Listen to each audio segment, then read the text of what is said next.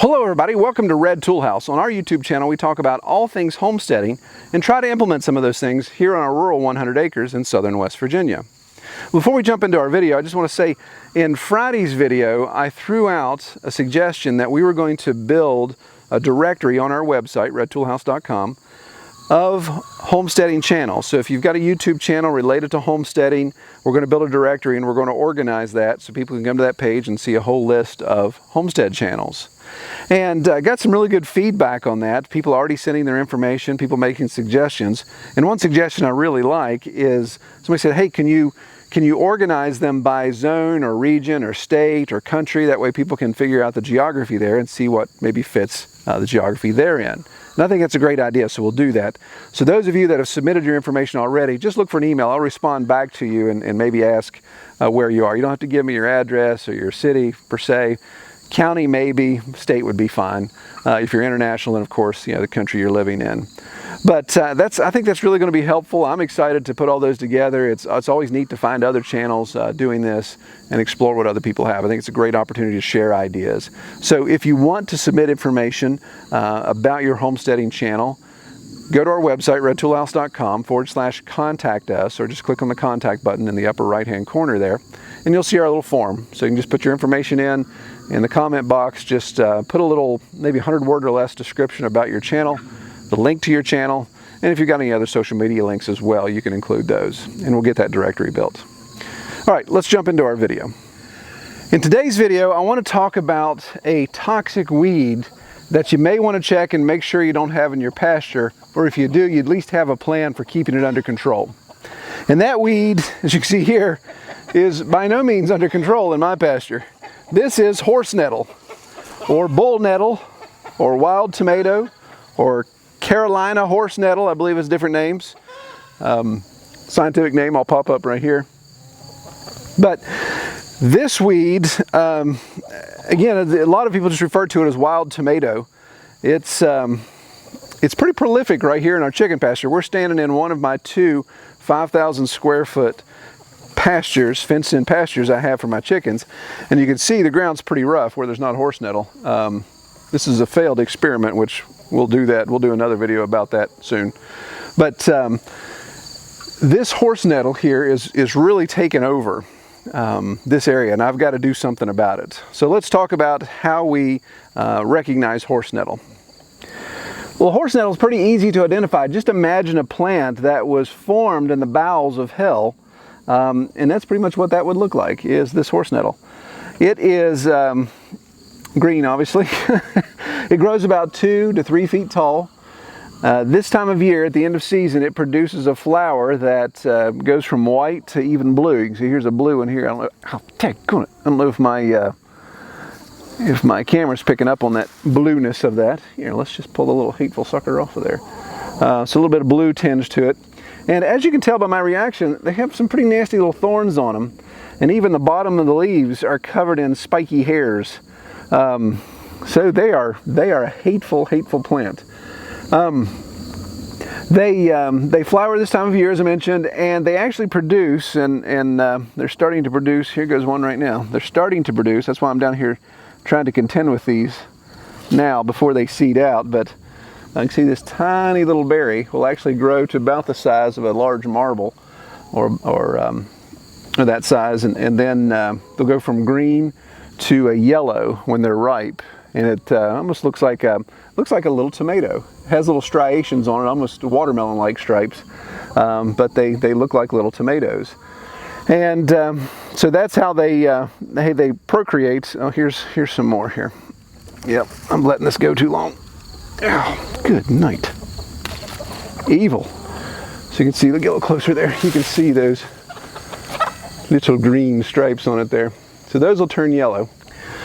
Well, these plants can be found all over the contiguous United States, but they're most prolific in central and southeastern part of the country, and that's kind of where we're at right now.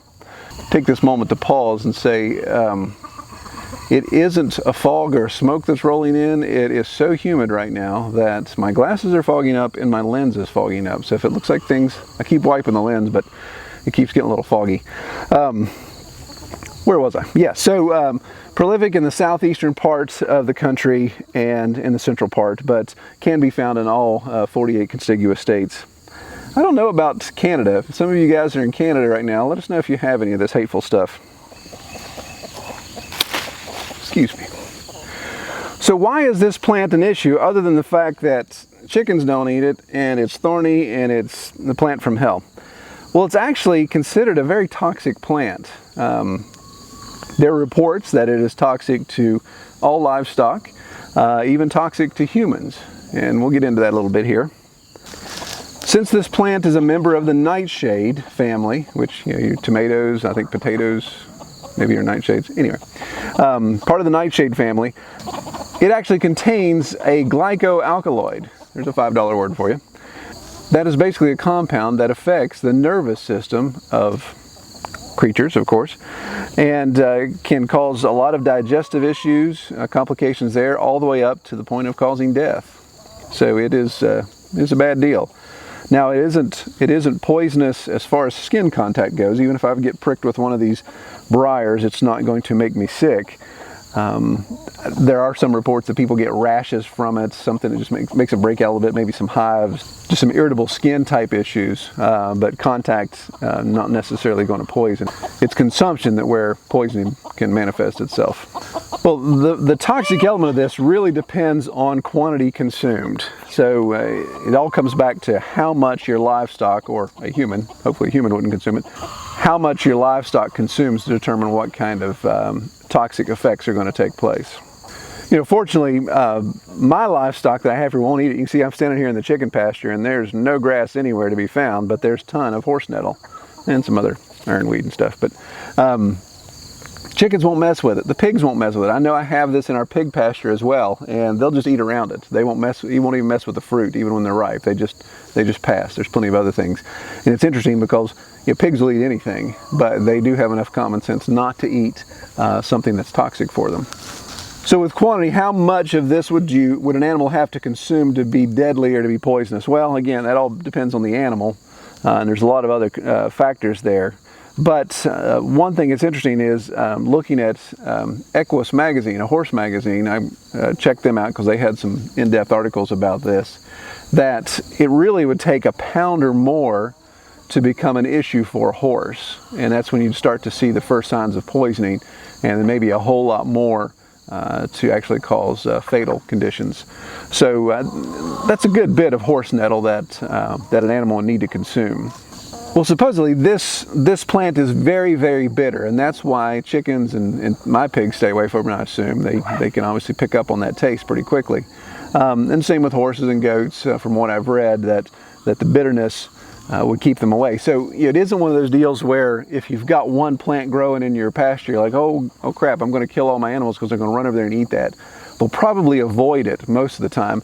The thing you got to watch is if it's the only thing left. Like, you know, right here now in my chicken pasture, this is becoming an issue. Now the chickens, I give them feed, so it's not like they're starving, and we do let the chickens out to free range, again, as we're trying to figure out our pasture system a little better, because it's just not working right now.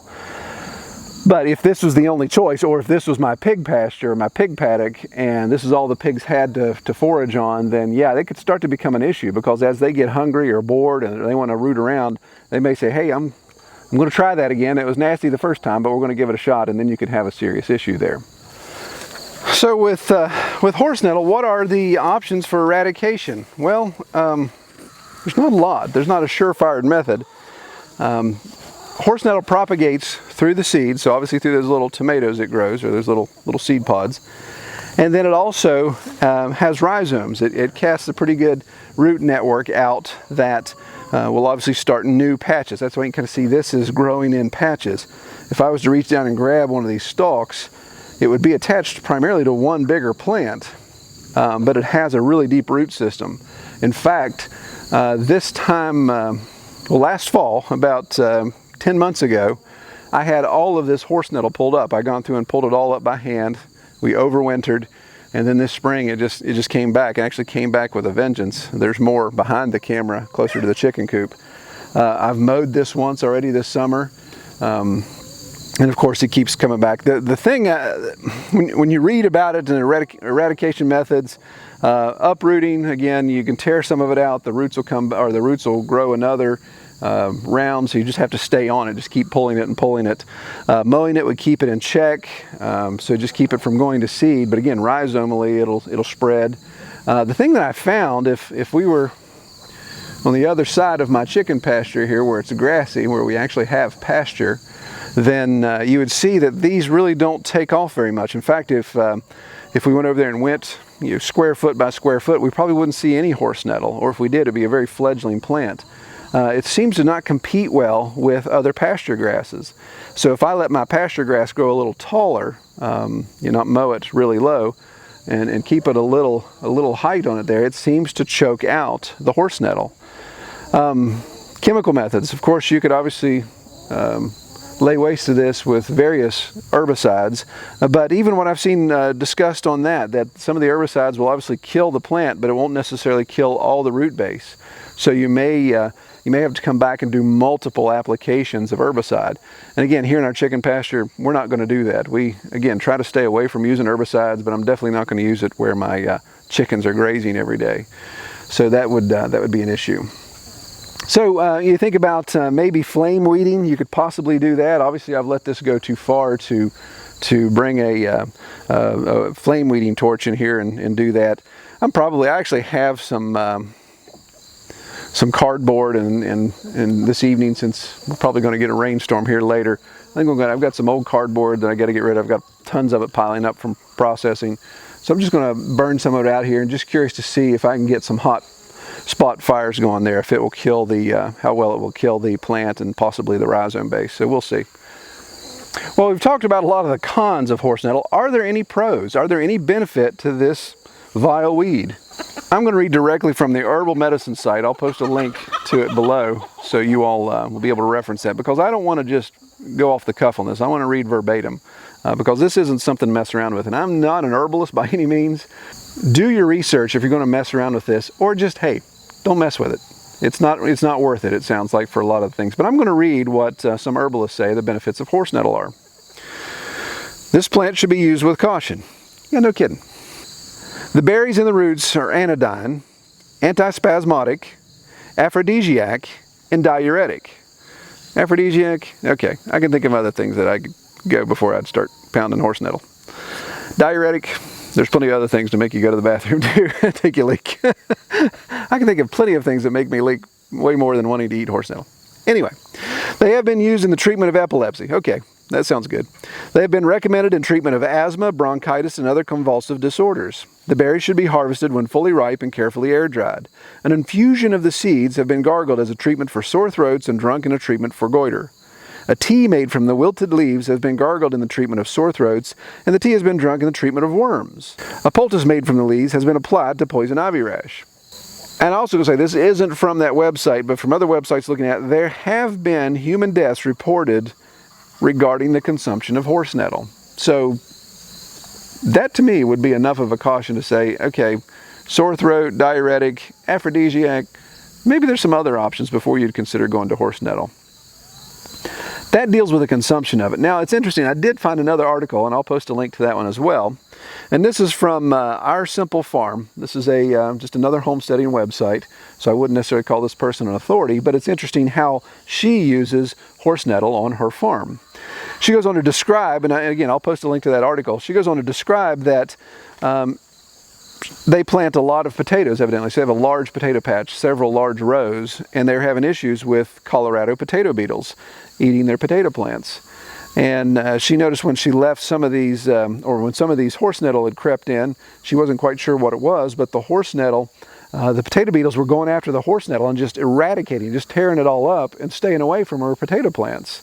So just because she noticed that this was the ideal choice for the potato beetles, she leaves a little bit of these growing in her potato patch every year, and notices that there isn't nearly as much infestation on her potatoes as it is on the horse nettle. So it's a sacrificial plant that she uses to divert a pest from her potatoes to this. And it's interesting, when you look at these plants here, there actually is quite a bit of damage to the leaves. You look around, there's something insect-wise that's really been eating on these things. Now, it's not killing it by any means, but it is eating it. A lot of the leaves are perforated. They have holes all through them.